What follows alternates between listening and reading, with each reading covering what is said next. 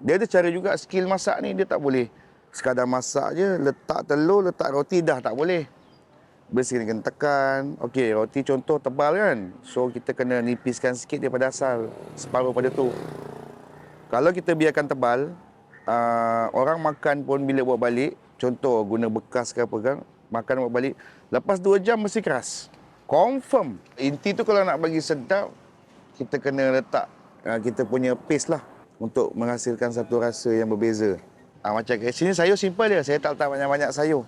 Sayur cuma salad bulat tu dengan bawang goreng. Bawang goreng tu saya letak sikit-sikit je supaya bagi dia, kalau satu gigitan tu mungkin ada rasa kick sikit lah untuk bawang goreng. Bawang goreng pun kita buat sendiri. Bukannya kita beli kat pasar raya, tak. Bawang goreng yang kita goreng sendiri kan sedap.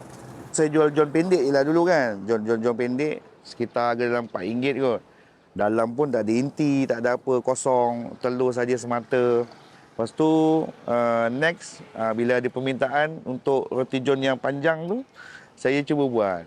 Lepas tu yang inti dalam ke semua tu semuanya daripada customer. Dik, kau letak daging john tu, kau cincang, letak daging burger tu kau letak dalam john boleh? Ada seorang abang tu kan. So saya letak inti tu dekat dalam john. Tu bila dah lama-lama saya jadikan john special. Lepas john special tu, itu yang saya pelbagaikan lagi.